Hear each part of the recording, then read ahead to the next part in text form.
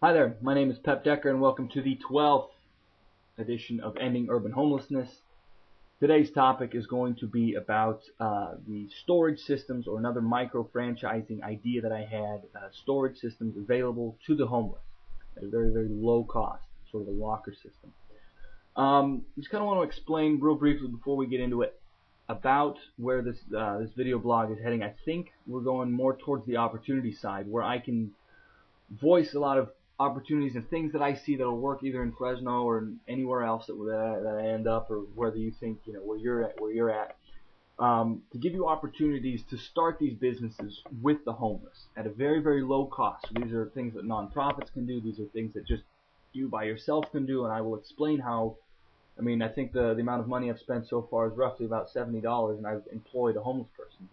So you can do that as well, and get them or help them get their lives back on track with business licensing and filing for your how you're doing business as, or your fictitious name statement, and just small costs, and partnering and how we go about that. But I think the big thing is giving the homeless the opportunity to move their life in the right direction. I think that is what we want to provide through these video blogs. So maybe that's the direction we're heading. Let me know your thoughts on that. So, back to the topic at hand, storage systems for the homeless. This is an idea I had, again, in talking to the homeless. We noticed that they have, obviously, a lot of possessions. Maybe not as much as you or I might have, having a house and having a lot of books and everything else that we just take for granted we can just keep under our roof. These people don't have that, so they cart everything around, or they have, makeshift tents that they keep things in. But they have possessions. And one guy came up to me, a homeless man came up to me, and he said, it'd be great if we had a place to put our stuff, because there's no way he's going to get a job anywhere showing up with 4 backpacks worth of his life savings. Like, it just doesn't work. And you have sometimes the police that steal this stuff from, or take, you're in possession of of an egg crate, or a cart, a grocery cart.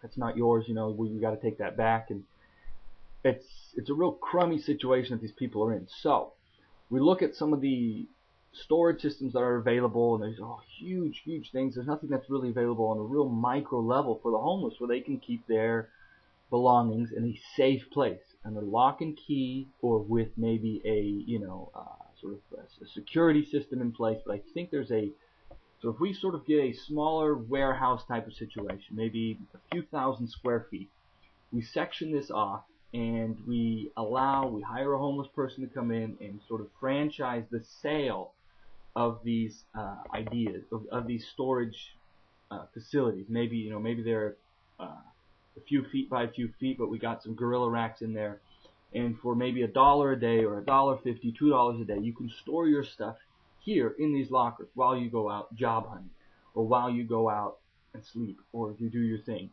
Whatever it might be, this gives you a place to keep your stuff safely under lock and key. And it's available 24 hours a day, just as if you were living in a house. You can go get your stuff whenever you want. So that's the idea we had as far as storage systems that were available to the homeless. I'll be posting a few more opportunities over the next couple days. I'm reading some books, and a lot of things have been coming to light. So I'd like to hear your thoughts on opportunities for the homeless, and giving the hopeless a little bit more hope. And I really think that's very, very rewarding. So please comment down below, and I'll be sure to get back to you. Thanks a lot.